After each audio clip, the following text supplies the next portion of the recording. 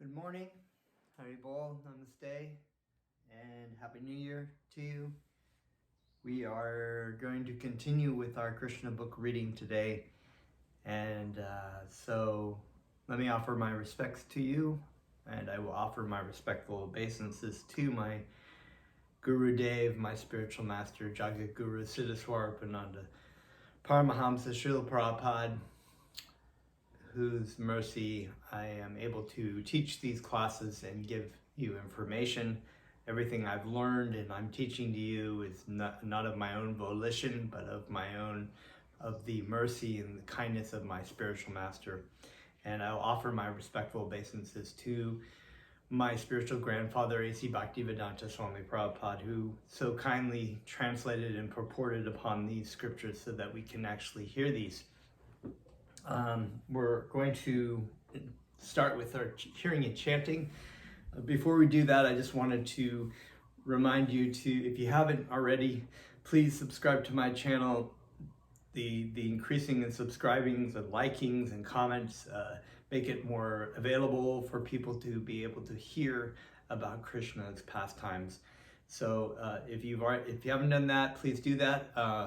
Hit the like button, hit the subscribe button, and share to people. Share to your friends, your family, to strangers, whoever you think might like to hear about Krishna's pastimes. And of course, if you've been here for the first time, go back to the beginning. It's on my YouTube channel as the Krishna book reading number 1. I think it's the introduction video on my page. So you can go back to the beginning and listen through, or you can go back and listen if you have already listened. So thank you very much. And I'd also like to know if there's anything you'd like to hear about, more different kinds of scriptures, different topics in relation to Bhakti Yoga, more chanting. I have a couple of ideas, so any ideas you have, drop a comment in the comment section below. And let's get to our chanting.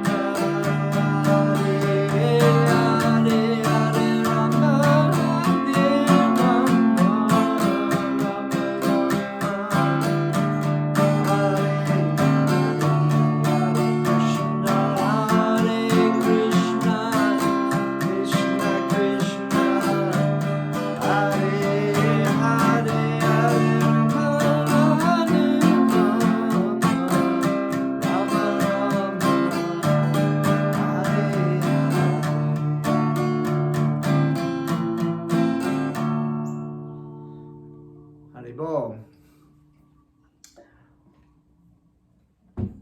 Welcome back again. I am going to move my camera forward just a touch so you can be a little bit more closer.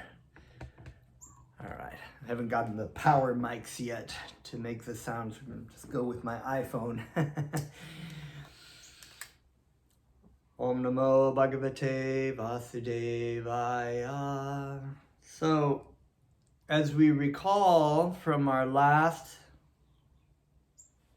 chapter, we were reading so many wonderful things, actually. You know, it's funny because when I read the stories, I usually find a picture, a painting that will go with the story. And then there were so many little, I've seen that there's a lot of paintings that are in the story that we read last time. So if you haven't listened to that, go back to that. But we were reading about the killing of Kasura, who was another violent demon in the shape of a donkey. And he had all of his friends, and they occupied this area of Talavan Forest. And there were these wonderful, tasty fruits in the trees, but nobody could get to them because the demons were occupying the area and eating them themselves. And Krishna's friends were like, well, let's go, we want to eat those and let's all go there, but we've got these demons here. And they're like, oh, we'll just take care of that. And so Balaram and Krishna went there, and they were like, Balaram was shaking the trees and causing problems. The demons were getting mad, so they went there and they attacked them. But Krishna and Balaram easily wheeled them up, threw them up in the trees and killed them all. And they were able to eat and allow everybody in the Vrindavan area to come and eat the fruits. But there were also wonderful stories, descriptions of Vrindavan, of the animals and the relationships with the cows and the plants and the creepers. It was so beautiful, such a beautiful thing. And praises by the cowherd boys to Krishna and Balaram, and how Krishna and Balaram and the cowherd boys would spend their time during the day chasing each other, playing games like boys do, but in a transcendental way. Chasing after animals, or making what do they call those, caricatures of animals and sounds and so many wonderful things. And then they get tired, and then they would massage Krishna's feet or legs, or Balaram would get massaged by Krishna. And it's just all such wonderful, beautiful pastimes. So, of course, as always, I always say, you know, it's wonderful to go back and listen and to read and to contemplate these chapters in the Krishna book, in the Srimad Bhagavatam, because they're not like ordinary stories. Ordinary stories you read maybe once, maybe twice, or you watch a movie maybe once, maybe twice. You know what's going to happen. And because it's a material story, and it's not really true, or even if it were true, it's still material. And so that maybe the enjoyment you get initially, you won't get every time you hear it. But when you hear Krishna's pastimes, it's like you're continually entering into that, deeper and deeper into that story. So every time you hear it, it's so wonderful and so beautiful. You know what's going to happen, but you're just continually reflecting on it and attracted to it. And it's because it's not different than Krishna. The stories of Krishna, the pastimes of Krishna are non different than Krishna. So they're all imbibed or imbued with spiritual energy, spiritual love. And so we can continually reflect and contemplate it and be benefited. So this chapter, so they had gone there, okay, so they had done that, and then they went to the Jamuna River, all the cowboys, and they started drinking. But there is a story now that we're going to get into about Kalia the Snake. And many snakes, actually. He's got many heads. And he had occupied the Jamuna part of the river and had made the river poisonous. So the boys had actually drank the water or breathed the air and actually had died. But Krishna, by the presence of Krishna just, it was like they were sleeping, just woke them up, brought them back. Subduing Kalia. So this is chapter 16.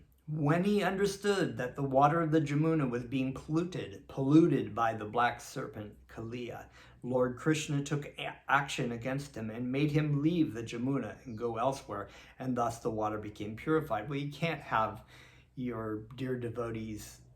It's Krishna's river. It's Jamuna. It's Krishna's river. It's Krishna's land, and it's his cowherd boys and friends, and it's like you're polluting the water. It's like you're polluting the water. It's like you got to leave. It's the same way that so many called corporations and politicians, they pollute our land, but they don't realize that this land, this Mother Earth that we have, is considered a mother in the Vedic tradition, and Mother Bhumi is also a servant of Krishna, and this earth belongs to Krishna. It doesn't belong to humans. Humans, that's the problem. Humans think, oh, if we've got one end, they're like, we can just do whatever we want. We can do whatever we want to this earth because it belongs to us, because God gave it to us. Or, it's here for our use. We can just use and abuse. On the other end, they're saying, this is our earth, we've got to protect it. So therefore we can't pollute it and we can't use it. And so the problem is it's not ours to use, to protect, or use to abuse. It's Krishna's earth. So we can use the earth's resources in service of Krishna, but we don't like abuse those things that belong to Krishna. We don't like. The reason why the earth is so polluted and there's so much corruption is because people have the wrong focus. They have the wrong focus of thinking, this belongs to me, these things, I want these things for my enjoyment. It's that false ego, false lordship that we all have, either individually or collectively as a country, where we feel like we can, or a corporation or whatever, we can exploit something for our own use because it's for our own enjoyment. But if we had changed our consciousness to realize that, just like in the Sri Upanishad, all things animate and inanimate are owned and controlled by the Lord. It says in the first verse of the Sri Upanishad, that all things are owned by Krishna, and that we should know what is our allotment and to whom, and that allotment that we have, in other words, those things that have been karmically given to us by God, we know who owns it. We still don't really own it. God owns it. It's still temporarily in our use, but if we can use those things in the service of God, then it's purified, it's beneficial. It's beneficial not only for ourselves, but also beneficial for all people, for all living entities, and for our earth as well. So that's just, I don't know, that's sort of a thing I kind of cut off on a side thing, but it's something I've been thinking about and realizing that, so many people are trying to figure out, how do we solve the problems of our problems in this earth, whether they're climate change, or we've got to change these laws, or we got to recycle or use more better alternative energies, and so on and so on. But all those things are just continually, what can we switch to enjoy, keep enjoying, but not pollute our earth. But then we realize that it's the enjoyer consciousness that's creating that problem. That you can live a life of a devotee, have those things that you have, utilize them in the service of God, and benefit everyone. And at the same time, you live already a life of a vegetarian, you live a life of an environmentalist, without having to externally put those things on your, like, I'm a vegetarian because da da da da da. but you're a vegetarian because you're a devotee of Krishna, and that's what Krishna wants. So it's ultimately the highest, most spiritual way of approaching all the problems that face and plague our societies. When the story was being narrated by Shukadev Goswami Maharaj, I want to go just read this part again. Lord Krishna took action against him and made him leave the Jamuna and go elsewhere, and thus the water became purified. So Krishna, I don't know, it just makes me realize that, Krishna, it's like what I was saying, you serve Krishna, the waters become purified.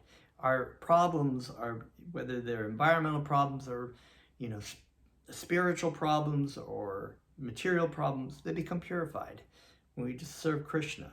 Krishna makes the Kalia serpent go. When you're being a demon and you're trying to cause problems in the earth, either consciously or unconsciously, then Krishna will come and take care of it,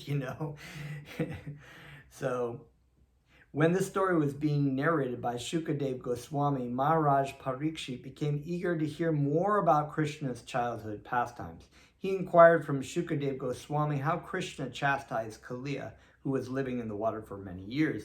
Actually, Maharaj Parikshit was becoming more and more enthusiastic to hear the transcendental pastimes of Krishna, and his inquiry was made with great interest. So this is an actual whole story about how Kalia came, even a backstory about Kalia and Garuda, the bird carrier of Lord Vishnu, and how it is that he come to Vrindavan in the first place. Shukadev Goswami narrated the story as follows. Within the river Jamuna, there was a great lake. And in that lake, the black serpent Kalia used to live. Because of his poison, the whole area was so contaminated that it emanated a poisonous vapor 24 hours a day. If a bird happened to even pass over the spot, he would immediately fall down in the water and die. Due to the poisonous effect of the Jamuna's vapor, the trees and grass near the bank of the Jamuna had all dried up. Lord Krishna saw the effect of the great serpent's poison. The whole river that ran before Vrindavan was now deadly. Krishna, who advented himself just to kill all undesirable elements in the world, immediately climbed up in a big Kandamba tree on the bank of the Jamuna. The Kandamba is a round yellow flower generally seen only in the Vrindavan area. After climbing to the top of the tree, he tightened his belt cloth and, flapping his arms just like a wrestler, jumped in the midst of the poisonous lake. The Kandamba tree from which Krishna had jumped was the only tree there which was not dead. Some commentators say that due to touching the lotus feet of Krishna, the tree became immediately alive.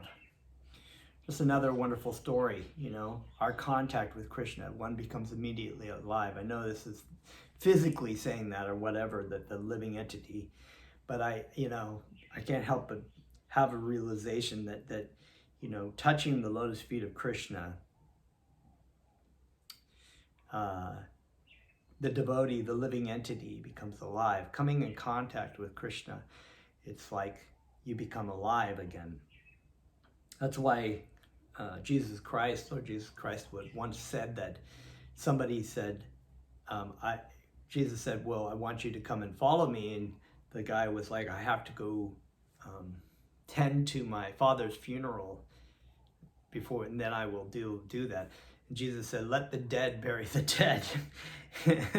So those people who are in material consciousness, and they bury the bodies of, they're holding the bodies, thinking that the person is still there. These people bury them in coffins to try to preserve their bodies, and then have a place in the graveyard where they go, and then they talk to as if the person is in the ground or something still, not realizing that this is just this bodily identification, that really the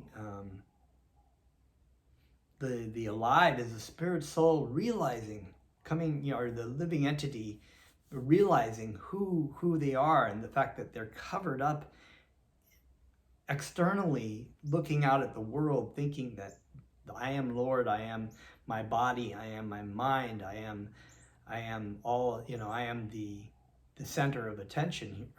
And not realizing that their eternal relationship with Krishna is what they've given up, is the reason why they're so dead. And when they realize that, that is life. That's what they call it, twice born, Some commentators say that due to touching the lotus feet of Krishna, the tree became immediately alive. In some other Puranas, it is stated that Garuda, the eternal carrier of Vishnu, knew that Krishna would take this action in the future, so he put some nectar on this tree to preserve it. When Lord Krishna jumped into the water, the river overflooded its banks, as if something very large had fallen into it. I always love that line. It's like, yes, it's something very large. It's the Supreme Lord. It's like the largest. He was able to pick up Govardhan Hill with his pinky, It's like, of course, it's very large. That this exhibition of Krishna's strength is not at all uncommon because he is the reservoir of all strength. Love that. Krishna is the reservoir of all strength. That's why, any problem, as my spiritual master would say, what is your greatest fear? What is your greatest worry? And just, think about that. What is your greatest fear? What is your greatest worry? And do you think Krishna can't handle that? He was able to pick up Govardhan Hill. He was able to do all these things. He's holding the whole universes and all the universes indirectly by his energies. And he's not able to deal with any issue that you have in your life. He is the reservoir of all strength. That's why surrendering to Krishna is like tapping into the reservoir of all strength. So it's said that when a devotee is lower than the grass in the street, the straw in the street, very humble, very meek, they take complete surrender of Krishna. They are not weak. They're not a weak. That's not weakness. They're the most strong people who are able to withstand anything in life because they've taken complete faith in their spiritual master and Krishna. Because reservoir of all strength comes from Krishna. When Krishna was swimming about, just like a great strong elephant, he made a tumultuous sound, which the great black serpent Kalia could hear. The tumult was intolerable for him, and he could understand that this was an attempt to attack his home. Therefore, he immediately came before Krishna. Kalia saw that Krishna was indeed worth seeing because his body was so beautiful and delicate. Its color resembled that of a cloud, and his legs resembled the lotus flower. He was decorated with Srivatsha, jewels, and yellow garments. He was smiling with a beautiful face and was playing in the river Jamuna with great strength. But in spite of Krishna's beautiful features, Kalia felt great anger within his heart. And thus he grabbed Krishna with his mighty coils. So envy and anger, the devotee, the living entity is a devotee of Krishna eternally. But because of our desire to lord and control, which Krishna is the supreme controller, therefore the living entity also has a desire to control things. And we made that choice to come into the material world. And with that comes anger, frustration, envy, because we can't ultimately be satisfied. We become envious of the fact that Krishna is the supreme controller. And with that envy comes anger. So Kalia has anger because he feels like this is his his land. It's not his land, it's Krishna's land. But he's feeling like this is mine, it's trying to be taken away from me. This is reflective of every living entity in the material world. We always are very, what is the word? Sort of like we have a tendency to eat, every living entity sleeps, mates, and defends, right? Just like whatever body you're in, whether it's a dog or a cow or a bug or a human. But humans, the human form of life, also have the capability to inquire, to ask philosophical questions that other living entities and other bodies don't have. But we do have this tendency to defend. We want to protect what we have. And so that comes from our And Krishna, of course, has that too, but it's a transcendental, defending. If he sees, Dwarka being attacked by demons, or if he sees, Vrindavan being attacked by demons, or any situation happening, he will immediately protect his devotees. So he's defending against any unwanted attacks here. But Kalia is also feeling that way too. But Kalia is a perverted desire to control. Seeing the incredible way in which Kalia felt great anger within his heart, and thus he grabbed Krishna with his mighty coils. Seeing the incredible way in which Krishna was enveloped in the coils of the serpent, the affectionate coward boys and inhabitants of Vrindavan immediately became stunned out of fear. So they're like looking at Krishna, oh no, Krishna. So now they're in a state of fear, which of course Krishna never really wants to happen. He's having a great time, He's like, well, okay, I'm going to kill some demons. But they're like, oh no. They had dedicated everything to Krishna. Their lives, property, affection, activities, everything was for Krishna. And when they saw him in that condition, they became overwhelmed with fear and fell down on the ground. So everything they've given, that of course, they're in this relationship because of Krishna's Yoga Maya.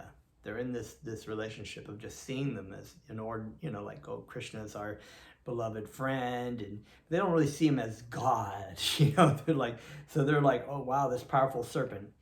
Sometimes they have situations where like, oh yeah, Krishna can kill this, like in Kasura, but in this case, they're in this relationship of just like being afraid.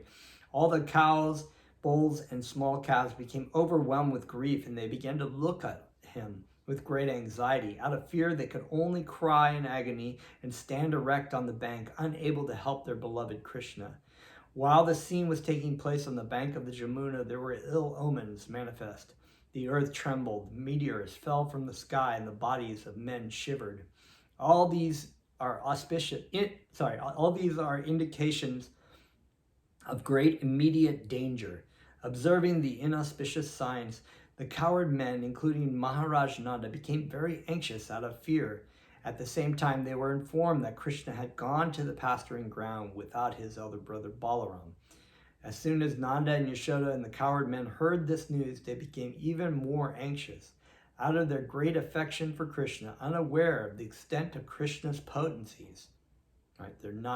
They're in Yoga Maya. They don't know that Krishna has the capability of just dealing with the situation.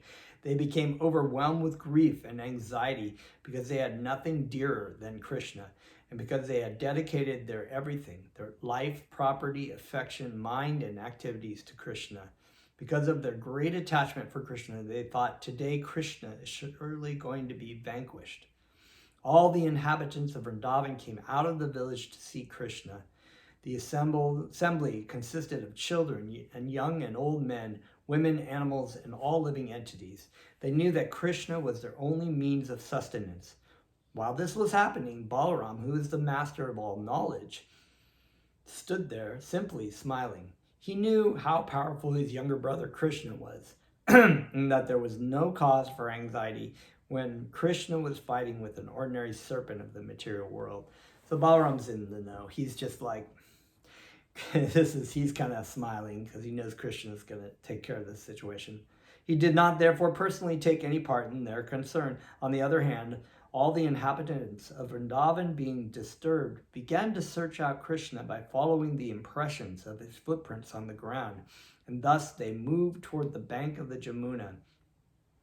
Finally, by following the footprints marked with flag, bow, and conch shell, so Krishna's foot has all these markings of different Vishnu things, like the conch shell, the fish, the disc. So that's how when he puts his footprints on the ground, you see these markings. And thus they moved towards the bank of the Jamuna. Finally, by following the footprints marked by flag, bow, and conch shell, the inhabitants of Vrindavan arrived at the river bank and saw that all the cows and boys were weeping to behold Krishna enwrapped in the coils of the black serpent. Then they became still more overwhelmed with grief. While Balaram was smiling to see their lamentation, all the inhabitants of Rajabhumi merged into the ocean of grief because they thought that Krishna was finished. Although the residents of Vrindavan did not know much about Krishna, their love for him was beyond comparison.